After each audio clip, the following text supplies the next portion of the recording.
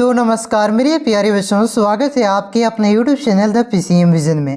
प्यारे बच्चों, आज के इस वीडियो के माध्यम से हम लोग क्लास 12 ज्योग्राफी जो आज आप सभी का वीकली टेस्ट एग्जाम हुआ है उसके आंसर की को देखने वाले हैं। तो वीडियो पे आप लोग अंत तक बने रहें और इस चैनल पे पहली बार आए हैं तो चैनल को सब्सक्राइब अवश्य कीजिएगा। और हाँ, जो भी बच्चे वीकली टेस्ट नहीं दिए हैं वो भी इस वीडियो को देखें, क्योंकि इसमें जितना भी क्वेश्चन दिया गया है यही सब क्वेश्चन आपके फाइनल बोर्ड एग्जाम में भी देखने को मिलेगा। ठीक है, तो चलिए शुरू करते हैं। तो देखिए, जैसा कि आप सभी को मालूम है कि इस बार से आपका वीकली टेस्ट एग्जाम का पैटर्न बदल चुका है। देखिए, इसमें पहले आपका 16 ऑब्जेक्टिव क्वेश्चन पूछे जाते थे, इस बार से आपका 10 ऑब्जेक्टिव क्वेश्चन पूछे जा रहे हैं। ठीक है, उसके बाद आपका 2 नंबर का जो वेरी शॉर्ट आंसर क्वेश्चन होता है वो आपका 2 क्वेश्चन पूछा जा रहा है, 3 नंबर का क्वेश्चन आपका 2 पूछा जा रहा है और 5 नंबर के क्वेश्चन यहाँ पे आपका 2 पूछे जा रहे हैं। तो यहाँ पे मैं आपका सब्जेक्टिव क्वेश्चन के आंसर को भी बताऊंगा। तो चलिए शुरू करते हैं पहले ऑब्जेक्टिव से। देखिए, जितना मैंने आपको पढ़ाया था वही क्वेश्चन आपके वीकली टेस्ट एग्जाम में देखने को मिला है और यही सब क्वेश्चन आपके बोर्ड एग्जाम में भी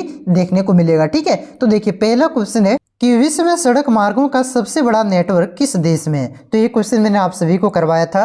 विश्व में सड़क मार्गों का सबसे बड़ा नेटवर्क आपका USA यानी कि अमेरिका में है। ऑप्शन नंबर 20 का करेक्ट आंसर होगा। और भारत इसके यहाँ पे आपका याद रखेगा दूसरे स्थान पे है, यानी कि विश्व में सड़क मार्गों के नेटवर्क की दृष्टि से भारत का स्थान कितना है, दूसरे स्थान पे है और सबसे बड़ा नेटवर्क आपका अमेरिका में है, USA में। ठीक है, देखिए, कुछ चैनल वाले यहाँ पे जो टपोरी चैनल वाले होते हैं, ठीक है, नए हैं, उसको जो अच्छे से पढ़ाई नहीं किए हैं और पढ़ाने आ गए हैं, वो आपको यहाँ पे पहला स्थान पे भारत बताएगा। ठीक है, भारत आपका पहला स्थान पे नहीं है, अमेरिका आपका पहला स्थान पे है, भारत आपका दूसरे स्थान पे है, ध्यान रखिएगा। उसके बाद देखिए, अगला क्वेश्चन है कि विश्व में रेल मार्गों की सर्वाधिक संघनता किस देश में पाई जाती है। तो विश्व में आपका रेल मार्गों की सर्वाधिक संघनता ये आपका अमेरिका में ही पाया जाता है। ऑप्शन नंबर 20 का करेक्ट आंसर होगा। ये भी क्वेश्चन मैंने आपको करवाया हुआ था।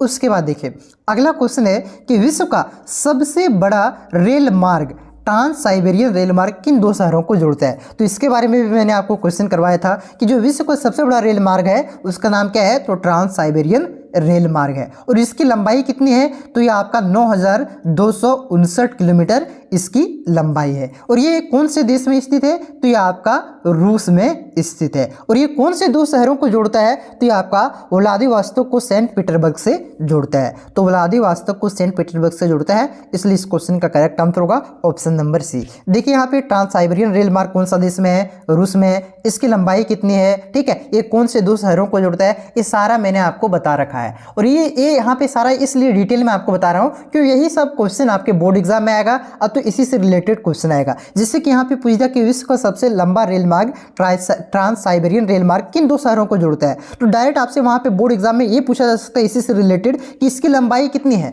इस वजह से सारा मैं आपको यहाँ पे डिटेल में बता रहा हूँ, आप लोग इसे नोट डाउन करते जाइए। उसके बाद देखिए, अगला क्वेश्चन है कि विश्व का सबसे व्यस्तम नदी मार्ग कौन सा है। तो विश्व का सबसे व्यस्तम नदी मार्ग आपका राइन नदी मार्ग है। ऑप्शन नंबर 20 का करेक्ट आंसर होगा। अगर पूछे कि विश्व का सबसे व्यस्तम समुद्री मार्ग कौन सा है, तो सबसे व्यस्तम समुद्री मार्ग आपका उत्तरी अटलांटिक समुद्री मार्ग है। इसे आप लोग ध्यान रखिएगा। नदी मार्ग पूछे तब राइन नदी मार्ग हो जाएगा, अगर समुद्री मार्ग पूछे तो उत्तरी अटलांटिक समुद्री मार्ग होगा। इसे आप लोग ध्यान रखिएगा। ठीक है, उसके बाद देखिए, अगला क्वेश्चन है कि पनामा नहर किन 2 बंदरगाहों को जोड़ता है। तो पनामा नहर आपका पनामा और न्यूयॉर्क बंदरगाह को जोड़ता है। ऑप्शन नंबर C इसका करेक्ट आंसर होगा। देखिए, यहाँ पे बंदरगाह पूछा है, बंदरगाह पूछे तब क्या होगा, पनामा और न्यूयॉर्क। अगर पूछे कि किन 2 महासागरों को जोड़ता है, तो याद रखिएगा पनामा नहर आपका अटलांटिक महासागर और आपका प्रशांत महासागर को जोड़ता है। इसे ध्यान रखिएगा। फिर से सुनिए, अगर पूछे कि किन 2 बंदरगाहों को जोड़ता है, तो याद रखिएगा पनामा बंदरगाह और न्यूयॉर्क बंदरगाह। अगर पूछे कि कौन से महासागरों को जोड़ता है, तो याद रखिएगा अटलांटिक महासागर और आपका प्रशांत महासागर को जोड़ता है। क्लियर है। उसके बाद देखिए, अगला क्वेश्चन है कि भूस्थितिक उपग्रह पृथ्वी से कितनी ऊंचाई पर स्थापित किए जाते हैं। तो आपका जो जियो स्टेशनरी होता है, जिसे भूस्थितिक उपग्रह कहते हैं, ये आपका पृथ्वी से 36,000 किलोमीटर की ऊंचाई पर स्थापित किया जाता है। ऑप्शन नंबर 20 का करेक्ट आंसर होगा। उसके बाद देखिए, अगला क्वेश्चन है कि भारतीय अंतरिक्ष अनुसंधान संगठन इसरो जो कि चंद्रयान 3 लॉन्च किया था, ठीक है, मतलब जो भारत का स्पेस रिसर्च ऑर्गेनाइजेशन है उसी का नाम है इसरो।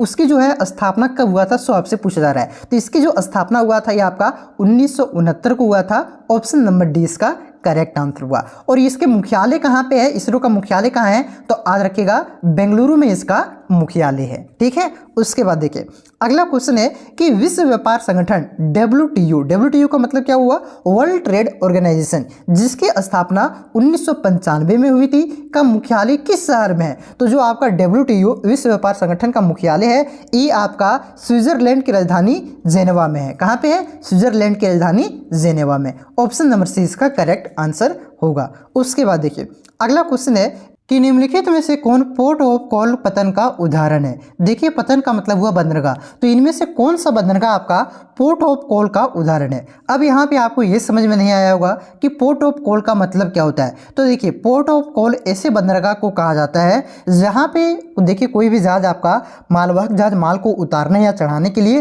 तो यात्री जहाज जो आपका जिसे क्रूज कहा जाता है, वे यात्रियों को उतारने या चढ़ाने के लिए प्रयोग करते हैं। जैसे एग्जाम्पल के तौर पर समझ सकते हैं, मान के चलिए एक आपका बंदरगाह है, तो इधर से कोई भी एक जहाज आया, यहाँ पे कुछ यात्री को उतार दिया, तो कुछ माल था उसके पास, ये माल को उतार दिया। अब दूसरे जहाज यहाँ पे लगा हुआ है, ये जहाज ये क्या करेगा, तो दूसरा जहाज कोई भी आएगा और ये जो यात्री यहाँ पे उतरा, तो माल यहाँ पे उतरा, उसको क्या करेगा, फिर यहाँ से अपना जहाज पे चढ़ाएगा और दूसरे स्थान पे ले जाएगा। तो यहाँ पे देखिए ये जो बंदरगाह था आपका, इस बंदरगाह का प्रयोग क्या के लिए किया गया, तो यहाँ पे यात्रियों तो माल को उतारने और चढ़ाने के लिए प्रयोग किया गया। तो ऐसे बंदरगाह को पोर्ट ऑफ कॉल बंदरगाह कहा जाता है, जिसपे यात्रियों तो माल को उतारने या चढ़ाने के लिए प्रयोग में लाया जाता है। तो ऐसा कौन सा बंदरगाह है, तो यहाँ पे ऑप्शन के अनुसार आपका हो जाएगा सिंगापुर बंदरगाह, ऐसा ही पोर्ट ऑफ कॉल बंदरगाह का आपका उदाहरण है। ठीक है, यहाँ पे देखिए इंग्लिश में सही लिखा हुआ है सिंगापुर, ठीक है, लेकिन यहाँ पे देखिए हिंदी में जेनेवा लिख दिया है, तो यहाँ पे हिंदी वाला काट दीजिए, हिंदी वाला गलत है, इंग्लिश वाला सही है। सिंगापुर बंदरगाह जो आपका है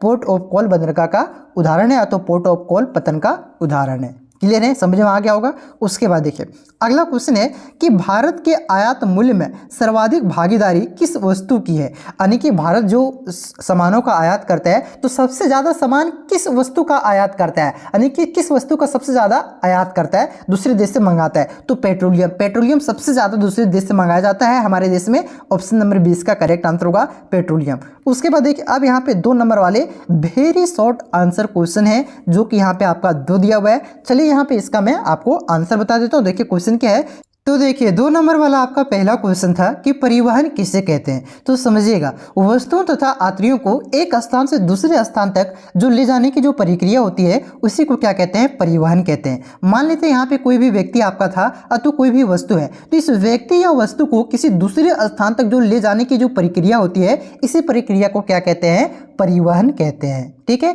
परिवहन के लिए मनुष्य पशुओं तथा विभिन्न प्रकार के वाहनों का प्रयोग किया जाता है। यानी कि यहाँ पे देखिए परिवहन के लिए आपका पशुओं का भी प्रयोग करते हैं, जिसे आपका घोड़ा का प्रयोग किया जाता है। घोड़ा का प्रयोग किया जाता था ना प्राचीन समय में, एक स्थान से दूसरे स्थान जाने के लिए। अब तो आपका बैलगाड़ी का प्रयोग किया जाता था। तो मनुष्य आपका परिवहन के लिए वाहन का मतलब हो गया आपका जैसे ट्रक हो गया, वैन हो गया, 2 चक्का हो गया, 4 चक्का हो गया, ट्रेन हो गया, तो इसका प्रयोग भी करता है। साथ साथ यहाँ पे आपका पशुओं का भी प्रयोग किया जाता है। आधुनिक युग में परिवहन तथा संचार आर्थिक विकास के अभिन्न अंग बन गए हैं। यानी कि जो अभी का जो हमारा दौर चल रहा है, इसमें परिवहन की बहुत ही महत्वपूर्ण भूमिका है। हमारा जो इतना आर्थिक विकास हो रहा है, ये परिवहन के में उसमें एक अभिन्न अंग है परिवहन। ठीक है, समझ में आ गया होगा। उसके बाद देखिए अगला क्वेश्चन है कि इंटरनेट क्या होता है, परिभाषित करें। यहाँ पे इंटरनेट की परिभाषा आपको लिखना है। तो देखिए इंटरनेट एक ऐसा नेटवर्क है जो किसी संपूर्ण देश अथवा महाद्वीपों के पार फैला होता है। इसी नेटवर्क को वाइड एरिया नेटवर्क कहते हैं। यानी कि इंटरनेट आपका नेटवर्कों का नेटवर्क है। इंटरनेट आपका पूरा विश्व में फैला होता है और इसके जरिए क्या होता है, संचार होता है। हम लोग एक स्थान से दूसरे स्थान किसी व्यक्ति से बात कर सकते हैं। ठीक है, और इसे क्या कहा जाता है, इसे वाइड एरिया नेटवर्क यानी कि वान भी कहा जाता है। हम इसे कंप्यूटरों का वैश्विक नेटवर्क भी कह सकते हैं। इसे एक बड़ा नेटवर्क बनाने के लिए अनेक छोटे छोटे नेटवर्कों को जोड़कर बना जाता है। यानी कि इंटरनेट को एक बड़ा नेटवर्क बनाने के लिए इसमें क्या होता है, अनेक प्रकार के छोटे छोटे नेटवर्क को जोड़ा जाता है। क्लियर हो गए होंगे। तो यहाँ पे मैंने आपका वेरी शॉर्ट आंसर जो 2 नंबरिया क्वेश्चन था, ये भी मैंने आपको करवा दिया, और ये सब क्वेश्चन आपके बोर्ड एग्जाम में आने की चांसेस बहुत ही ज़्यादा है। ठीक है, अब आपका 3 नंबर और 5 नंबर के लिए ये यहाँ पे इसका लिए मैं यहाँ पे स्पेशल वीडियो लाऊंगा, उसमें कराऊंगा, क्योंकि देखिए अभी जस्ट आप लोग टेस्ट देकर के आए हुए हैं, तो तुरंत आपका यहाँ पे सब्जेक्टिव क्वेश्चन उतना तैयार टाइपिंग करवाना पड़ता है। ठीक है, तो यहाँ पे मैंने 2 अभी तुरंत टाइप कर लिया, और ऑब्जेक्टिव तो आधी रहता है क्योंकि ये बहुत ज़्यादा पढ़ाए हुए हैं। तो यहाँ पे आधे ये भी है आपका जो आगे 3 नंबर वाला क्वेश्चन है, ओ भी, ठीक है। लेकिन यहाँ पे ओ आपको शब्दों को अच्छे से मेल करके, ताकि आप लोग उस प्रकार से बोर्ड एग्जाम में लिखें ताकि आपको बेहतर मार्क्स मिल सके, ठीक है। तो इसके लिए टाइपिंग करवाना पड़ेगा। तो टाइपिंग आज हो जाएगा आपका, मान के चलिए ना 1 से 2 घंटा के अंदर अंदर आपका 3 नंबर और 5 नंबर वाले क्वेश्चन का भी आंसर अपलोड कर दिया जाएगा, ठीक है। तो उसे भी आप लोग देख लीजिएगा। और हाँ, चैनल पे नए हैं तो चैनल को सब्सक्राइब कीजिए, वीडियो को लाइक करेंगे आप लोग और दोस्तों में शेयर जरूर करेंगे। ये 3 काम आप लोग करिएगा ताकि मुझे भी मोटिवेशन मिले और मैं और भी वीडियो लेकर के आ सकूँ। देखिए आपका अभी हिस्ट्री का क्वेश्चन आएगा,